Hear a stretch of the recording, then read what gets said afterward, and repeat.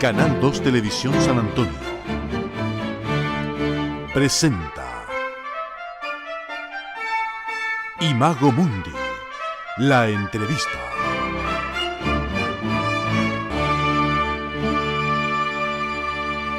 Bien, a partir de esta hora acá en Chilena FM y Canal 2 de San Antonio conversamos con la doctora Inmaculada Vaca Cerezo, quien es profesora asociada de la Facultad de Ciencias de la Universidad de Chile en el área de investigación química microbiológica y además actualmente la directora de la Escuela de Pregrado de Ciencias Ambientales y de Biotecnología. ¿Qué tal, doctora Inmaculada Vaca? Bienvenida a nuestro programa una vez más. Hola, ¿qué tal? Muy bien, muchas gracias. Y muchas gracias por la invitación y la oportunidad de volver a estar aquí en tu programa. Gracias a usted, doctora, por estar con nosotros. Bueno, quiero partir por lo principal, ¿no es cierto? La presentamos como la directora de la Escuela de Pregrado de Ciencias Ambientales y de Biotecnología. Cuéntenos un poco qué significa este cargo y qué significa también estar al frente de esta Escuela de Pregrado con estos dos temas. Sí, mire, me he integrado hace poco tiempo a la dirección de la escuela y en la facultad, en la universidad, una escuela, en el fondo es la unidad académica que organiza un poco la docencia de ciertas carreras. En el caso de la Escuela de Pregrado de Ciencias Ambientales y Biotecnología, está a cargo de 3 carreras, de las 3 carreras profesionales que tiene la Facultad de Ciencias, que son Biología Ambiental, Química Ambiental e Ingeniería en Biotecnología Molecular, las cuales este año se van a celebrar el 30 aniversario de estas carreras profesionales en la Facultad de Ciencias.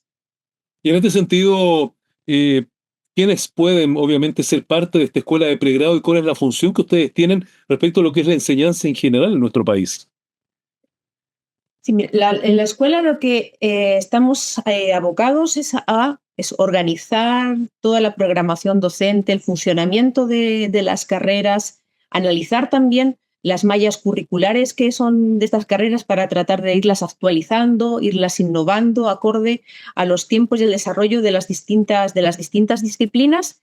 Y como son carreras profesionales, también irlas introduciendo en los nuevos avances, nuevas metodologías y tecnologías que estos profesionales más centrados en el medio ambiente y en la aplicación van a tener, y los desafíos también un poco que irles preparando para los desafíos que van a enfrentar. Y también tenemos en cuenta, digamos, la progresión de los estudiantes, les ayudamos, les orientamos en la proyección de su carrera, cómo la van desarrollando.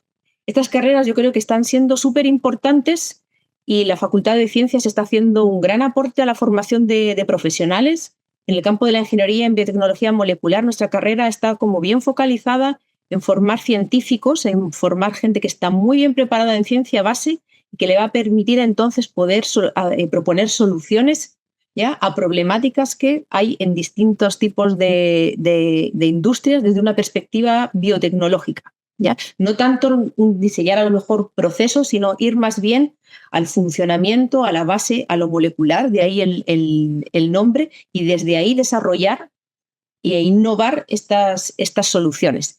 Y las carreras de química ambiental, por ejemplo, es un aporte muy grande que está haciendo la Facultad de Ciencias, es innovadora en este tipo de carreras. Y la formación que se da es netamente química. También en la Facultad de Ciencias nos caracterizamos, nuestro sello es en formar científicos, y los químicos ambientales profesionales también tienen ese sello científico, se forman como químicos, pero tienen esta orientación medioambiental que en el fondo les permite introducirse en la industria y ver cómo se pueden mejorar esos procesos químicos protegiendo o minimizando los impactos en el medio ambiente. Lo mismo, la carrera de biología ambiental también está orientada a un nivel, esta carrera es particular porque además de toda la formación científica, netamente orientada quizá un poco más hacia la ecología, tiene una formación humanista importante, sociológica también, considerando al ser humano como parte del ecosistema y todas las relaciones que se tienen entre ella y cómo proteger al medio ambiente. Trabajan como consultores, asesores, tienen una importante formación también legislativa. Entonces, con estas 3 yo creo que la Facultad de Ciencias forma profesionales que son de gran valor para el desarrollo y para la sustentabilidad también de Chile. Doctora, ¿y qué aplicaciones prácticas tienen, por ejemplo, todas estas ciencias y todas estas investigaciones que ustedes están abocados aquí en la escuela de pregrado? La escuela de pregrado tiene un montón de áreas, ¿ya? La ventaja que tiene estudiar en la Facultad de Ciencias es que todos los profesores que forman parte de la facultad y que forman parte de las distintas escuelas que tiene la facultad, que puede ser la escuela que yo dirijo, pero también tenemos la Escuela de Ciencias con licenciaturas o la Escuela en Pedagogía Científicas, son científicos. Entonces, todos nuestros alumnos después se forman en las áreas en las cuales sus profesores ya hacen ciencia de punta, o sea que estamos aquí haciendo producción científica, que son publicaciones después y que se genera y que se va generando conocimiento que antes no existía. Entonces, en ese sentido, los estudiantes se integran en un entorno científico, ¿ya?, que es de punta y que se está continuamente desarrollando, que es el que desarrollan sus profesores, que son de muy diversas áreas, del área ecológica, hay también investigación matemática, física, química, y de ahí todas las subespecialidades. Es un abanico bien amplio. Bueno, doctora, vamos un poco al tema de la investigación. Digamos, usted tuvo bastante difusión mediática cuando en la Antártica se descubrieron 4 nuevas especies de hongos ahí en la Antártica. ¿Usted nos puede contar cuál fue la importancia de este descubrimiento y qué implica, por ejemplo, para el medio ambiente, para el ecosistema, estos hongos que usted ha descubierto en la Antártica? Hay muchos estudios que, desde que se están haciendo estas expediciones e investigaciones en la Antártica, principalmente centradas a lo mejor en los hongos filamentosos siempre son una fuente de metabolitos secundarios o productos naturales que también se llaman, que tienen un montón de aplicaciones para el ser humano. Aparte de que también se están utilizando en otros tipos de aplicaciones biotecnológicas, como por ejemplo en agricultura, etc. Entonces tienen un enorme potencial de utilidad. Se sabe que los hongos van desarrollando la viabilidad de producir diferentes productos naturales y, por lo tanto, de producir diferentes compuestos con distintas actividades en función también de dónde se estén desarrollando y el medio ambiente en el que se desarrolla. Ellos van evolucionando para irse adaptando a ese ambiente. En ese sentido, se ha ido viendo que todos los hongos que se desarrollan en ambientes que para el ser humano, desde un punto de vista humano, es extremo, para ellos es su ambiente habitual, presentan unas características que producen productos naturales que son distintos a los que a lo mejor hongos de su misma familia producen en otro ambiente más cercano al nuestro. Y empezó a verse que había muchos hongos que no podían clasificarse a un nivel de especie. Sí que se podían clasificar a un nivel de género. Nosotros somos Homo sapiens, género Homo, especie sapiens. Dentro de los hongos también se clasifican con un género y con una especie. El objeto de la mayor parte de estas bioprospecciones de hongos era básicamente buscar hongos y después obtener los extractos para ver qué posibles actividades y, por lo tanto, qué posibles aplicaciones podían tener, y todo iba quedando como en los reportes científicos como que había muchos hongos que no podían identificarse a nivel de especie. Eso a nosotros nos llamó enormemente la atención, porque cuando nosotros hicimos nuestra investigación allí aislamos hongos de las esponjas de la Antártica, nos encontramos exactamente con la misma situación. Muchos de los hongos que nosotros teníamos no les podíamos clasificar. Nuestro interés particular es estudiar los metabolitos, los productos naturales, pero no podemos desconocer quiénes son esta gente que está produciendo estos microorganismos que están produciendo estos metabolitos, porque es importante conocer además también las que están habitando en la Antártica. Y ahí se empezó a gestar, entonces nuestro laboratorio empezó a tomar también una línea de taxonomía, que es así como se denomina la identificación de nuevas especies, y empezamos a hacer todos los estudios filogenéticos, estudios de la forma de las colonias, de cómo se desarrollaban estos hongos, para poder identificar cuáles eran las especies e irlas poniendo un nombre. En este trabajo, al final, que todavía seguimos desarrollando, concluimos con la identificación, o sea, con la identificación de 4 especies de la Antártica. Griseus, de un género que es muy poco estudiado, del cual hay descritas muy pocas especies, que se llama Pseudoginoascus y que se ha visto que es prevalente en la Antártica. Todos los muestreos muestran que hay un elevadísimo porcentaje de hongos que se aíslan en la Antártica son de este género Fungi. Entonces, con la descripción de estas cuatro nuevas especies, que nosotros las denominamos Pseudoginoascus griseus, Pseudoginoascus antarcticus, Lanuginosus y australis, por el lugar donde fueron aisladas. Nosotros contribuimos enormemente porque hemos hecho la primera identificación de hongos del género Pseudoginoascus, no solamente de la Antártida, sino también de todo el hemisferio sur, porque hasta el minuto todos los hongos que había descritos de este género eran todos del hemisferio norte. ¿Ya? Entonces, obviamente las especies, si bien las esporas pueden ir movilizándose por el mundo, por el aire, por el agua, obviamente esto es una importante contribución. Y es importante además porque los hongos en los ecosistemas tienen una muy importante función.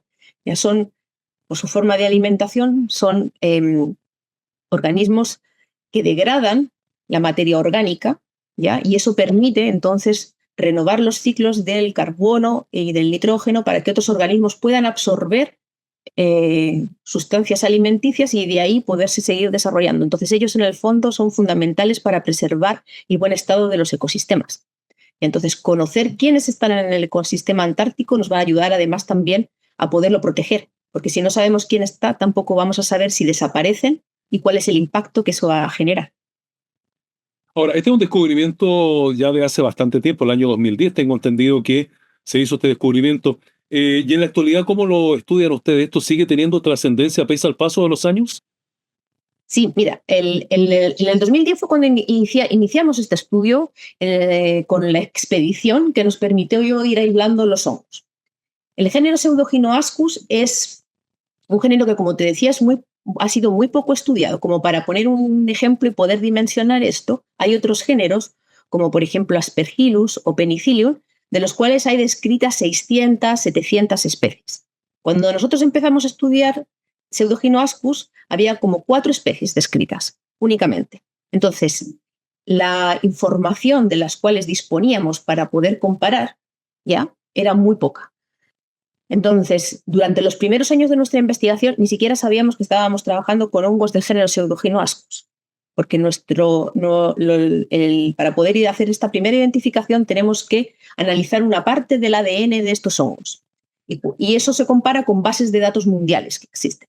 Cuando realizábamos esta comparación, lo que nosotros nos encontrábamos era que ponía hongo indeterminado. No nos daba un match para poder comparar. Entonces fuimos trabajando igual con ellos, haciendo otro tipo de investigaciones, hasta que ya por fin empezó a haber muchos datos, más datos genéticos en las bases de datos, y ya vimos que eran del género Pseudoginoascus, y a partir de ahí empezamos a trabajar. El punto clave de esta investigación fue en el año 2015, porque entonces empezó a haber fíjese qué cosa más curiosa, empezó a haber una enorme mortalidad de murciélagos en el Norteamérica. Cuando empezaron a ver quién era el agente patógeno de estos murciélagos, vieron que era un hongo que les crecía en la puntita de la nariz, se les ponía blanca, entonces era el síndrome de la nariz blanca de los murciélagos, y esto hacía que ellos perdieran el sentido de orientarse por los ultrasonidos, chocaban, no se podían alimentar, etc., y terminaban muriendo. Ese patógeno le aislaron y se vieron que era un hongo del género Pseudoginoascus, y lo denominaron Pseudoginoascus destructans. El interés que hubo por esto, porque estaba generando una mortalidad enorme en las colonias de murciélagos de Norteamérica, hizo que se trabajara mucho en generar conocimiento sobre este género fúngico. Hubo hartos aislamientos y eso nos ayudó a nosotros a poder empezar a estudiar genéticamente Pseudoginoascus. Durante el transcurso de estos años se han ido identificando otras 10, 15 especies más. Son pocos los grupos a nivel mundial que están trabajando en esto, y hasta el momento los únicos que están trabajando con hongos Pseudoginoascus desde un punto de vista taxonómico es nuestro grupo, y estamos ahora avanzando para poder seguir reportando nuevas especies. Tenemos un trabajo ya bastante finalizado a puertas para poder ir reportando nuevas especies, porque realmente la Antártida está siendo como una mina de este tipo de hongos, y creemos que tienen propiedades súper interesantes y es interesante conocer quiénes son y ver en profundidad toda la diversidad fúngica que tiene la Antártida. Doctora, ¿y por qué cree usted que este hallazgo en la Antártica causó tanta expectación mundial? Porque sabemos que además de la prensa también se difundió bastante en las redes científicas internacionales. Sí, porque como le decía, la Antártida es súper importante. Por estas razones, el conocer los hongos que habitan ahí para poder después desarrollar distintas aplicaciones biotecnológicas, etcétera, es de gran interés. Y hasta el entonces, como le digo, muchos grupos que habían estado estudiando los hongos de la Antártida tienen ceparios con este tipo de microorganismos, pero no sabían quiénes eran, no los habían identificado. De ahí el impacto de que nosotros les fuéramos poniendo nombre, ¿ya? Y se fueran reportando, y que además fuera un grupo chileno. ¿Ya? Para mí es súper importante que el desarrollo de la ciencia antártica tenga un peso importante en Chile, porque eso nos va a permitir además también a un nivel de impacto y de tener una presencia que sea bien productiva en la Antártida en el sentido de generar conocimiento y que se nos reconozca el país por eso. Claro. Bien, pues les recordamos que esta hora conversamos con la doctora Inmaculada Vaca Cerezo, profesora asociada de la Facultad de Ciencias de la Universidad de Chile, acá en nuestro espacio donde hablamos también de ciencias acá. Bueno, usted también, otra de las especialidades que tiene es el aislamiento de metabolitos secundarios de estructura química novedosa y de interés biotecnológico. Esto a partir de hongos filamentosos aislados en ambientes extremos. ¿Usted nos puede contar más detalles de esta investigación que está llevando a cabo? Sí, precisamente de estos hongos del género Pseudoginoascus que hemos identificado taxonómicamente, les estamos también realizando estudios de los metabolitos que producen. Y este estudio lo estamos haciendo desde dos puntos de vista. Un punto de vista químico, aislando estos compuestos y buscándoles algún tipo de actividad biológica, pero también desde un punto de vista molecular. ¿Y esto qué quiere decir? Que los hongos, para sintetizar estos productos naturales, tienen una serie de genes que generan una serie de proteínas que son los que construyen estos metabolitos. Entonces, desde un punto de vista biotecnológico, que es hacia lo que nosotros apuntamos, es tan relevante como saber qué están produciendo, el saber cómo lo están produciendo, para que en el caso de que el metabolito o el producto natural sea de interés, poder, digamos, manipular el hongo para que nos facilite la producción de ese compuesto que es de interés industrial. En ese sentido, nosotros estamos abocados ahora, después de todo lo que hemos ido estudiando con los hongos, principalmente en dos áreas específicas. Una es la producción de pigmentos y otra es la producción o el estudio de los sideróforos. Los sideróforos son unas moléculas que lo que hacen es quelar el hierro. Se hacen como un complejo, atrapan el hierro. Y eso es importante porque el hierro es necesario para el funcionamiento de todas las células, ¿ya? Todas las células necesitan hierro para vivir y entonces los microorganismos han desarrollado un sistema cuando están en un ambiente que es deficitario en hierro o que el hierro que hay no lo pueden captar porque está formando parte de otros compuestos. Ellos secretan unas moléculas, que son estos sideróforos, que atrapan ese hierro y lo meten dentro de la célula y con eso se pueden desarrollar. En el caso de la Antártida, es uno de los ambientes que menos cantidad de hierro tiene. Entonces, nosotros pensamos que los hongos que allí habitan tienen que haber desarrollado algún mecanismo, o sea, aparte de la formación del mecanismo de los sideróforos, tiene que ser un poco diferente en el sentido de que pueden ser sideróforos con estructura nueva, por un lado, y por otro lado también de que produzcan a lo mejor una mayor cantidad, una mayor concentración de sideróforos porque necesitan atrapar ese hierro para poder sobrevivir. Y en ese sentido es en lo que estamos ahora trabajando, qué tipos de sideróforos están produciendo estos hongos y cómo los producen, qué genes son los que están ahí involucrados y también tratando de cuantificar y comparar con otros hongos la producción de estos sideróforos. Una de las aplicaciones importantes que tienen los sideróforos, y es la que queremos chequear a futuro, en un futuro cercano, gracias a la tesis de un estudiante, es ver si estos sideróforos de los hongos nos van a permitir, por ejemplo, poder disminuir la cantidad de antibióticos que se usa actualmente en la industria salmonera. La industria salmonera de Chile se destaca, por ejemplo, si la comparamos con la noruega, en la cantidad ingente de antibióticos que se utiliza. Entonces, se está tratando de ver qué otras metodologías, técnicas se puede hacer para evitar la mortandad de los salmones en manos de bacterias, ¿ya? Sin tener que utilizar tantos antibióticos. Y una de las estrategias es el uso de estos sideróforos y particularmente de los sideróforos de hongos para que le quiten en el fondo el hierro a las bacterias, ¿ya? Y eso permita que no se desarrollen y por lo tanto no enfermen a los salmones. Y la otra línea que estamos llevando a cabo es la de los pigmentos, porque los hongos del género Pseudoginoascus en la Antártida hemos visto que producen unos pigmentos rojos que llamaron nuestra atención hace tiempo.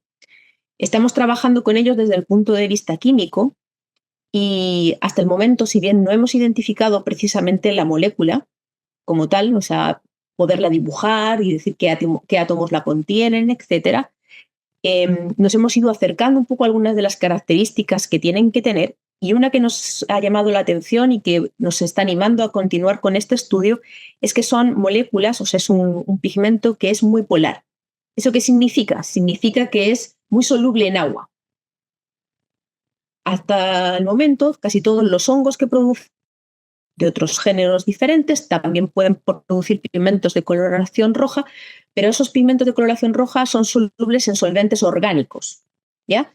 Y la ventaja de que sean solubles en agua implica que, por ejemplo, para aplicaciones de la industria farmacológica, alimentaria, etcétera, la solución se disolvería en agua, que es un solvente inocuo y no en un solvente orgánico, lo cual facilitaría mucho el poder aplicarlo y el disminuir a lo mejor la toxicidad en la aplicación, en la producción, etcétera. Entonces, esa diferencia hace que pensamos que pueda tener un interés biotecnológico especial y una ventaja por cientos rojos de hongos que se están estudiando actualmente. Y además de las moléculas, también nos interesa en paralelo ir viendo un poco cómo el hongo produce estos pigmentos. Esto se ha desarrollado también en tesis doctorales que están en curso, y tenemos ya detectado cuál es el conjunto de genes que producen este pigmento rojo. Y eso lo hemos hecho implementando una metodología que puede ser conocida para la gente que nos escucha, que es la CRISPR-Cas, que es una metodología de edición génica, ¿ya? La aplicación de esta metodología en los hongos no es trivial, porque como son células eucariotas, son mucho más complejas que las células bacterianas, y además los hongos tienen una serie de características en su morfología y en su fisiología que hace que estas técnicas haya que irlas aplicando, irlas chequeando y irlas optimizando género a género. Entonces, en general se desarrollan para hongos modelo, que nosotros denominamos, que son los más estudiados por los grupos a nivel mundial, pero estos hongos que son tan específicos, de una zona tan específica, que además son extremófilos en ese sentido porque se desarrollan bajo condiciones muy diferentes al resto de hongos modelo, necesitan una optimización de los procesos y de un desarrollo de protocolos. Y eso es lo que hemos desarrollado actualmente en el laboratorio, cómo poder manipular genéticamente a estos hongos para poderlos estudiar. Y hasta el momento lo que hemos conseguido ha sido, como le digo, conocer cuál es el pool de genes que nosotros pensamos que son los que producen este pigmento rojo, y mediante la metodología de CRISPR-Cas, que en el fondo consiste en diseñar un ARN mensajero acorde al gen que uno quiere, romper, y la metodología te permite que mediante una proteína, que son como unas tijeras moleculares, hace un corte súper específico en ese gen, y aprovechándonos del sistema de la célula para reparar el ADN cada vez que hay un corte, conseguimos inactivar ese gen. Logrando esto, hemos obtenido cepas albinas, o sea, completamente blancas, que no producen el pigmento rojo. Y eso es un indicio, incluso visual, que efectivamente hemos dado con el gen que está involucrado en la producción, en construir esta molécula de pigmento rojo. Y eso nos va a permitir ir en paralelo, avanzando y también proporcionándonos técnicas para ir mejorando nuestras estrategias para poder purificar este compuesto y a futuro poderlo caracterizar estructuralmente. Bueno, sin duda un estudio muy valioso que lleva a efecto y sobre todo por las aplicaciones prácticas que usted nos explicó hace un rato. Doctora, le queremos agradecer que nos haya acompañado estos minutos acá en nuestro programa, como siempre, ya lo ha hecho en varias ocasiones, así que agradecemos su aporte y por supuesto lo que hace usted para el mejor conocimiento y acercamiento a la ciencia en nuestro país. Muchísimas gracias a ustedes y yo estoy completamente encantada de poder venir a compartir nuestro trabajo, el trabajo de nuestros estudiantes con ustedes y vean que realmente están haciendo un aporte a la ciencia y un aporte al desarrollo de Chile. Doctora, ¿algún dato de contacto o más bien alguna página donde poder enterarnos más acerca de lo que usted nos ha explicado en esta ocasión? Sí, en la página web de la Facultad de Ciencias, dentro del Departamento de Química, ahí hay un listado de todos los profesores y uno puede ingresar y va viendo todas las investigaciones, las líneas de investigación de cada uno y por lo tanto se encuentran también los míos, así como mi correo inmavaca@uchile.cl, al cual si alguna persona que nos está escuchando tiene un interés en particular, yo estoy llana a poderles enviar información o en los artículos que nosotros estamos publicando respecto a lo que les he estado conversando. Bien, pues muchas gracias, doctora, que tenga usted una muy buena semana y gracias por estar con nosotros. Muchísimas gracias nuevamente. Chao.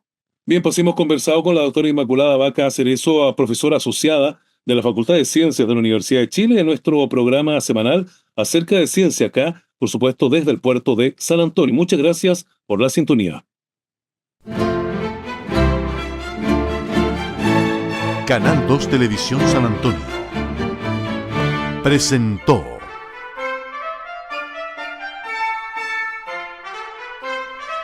Imago Mundi, la entrevista.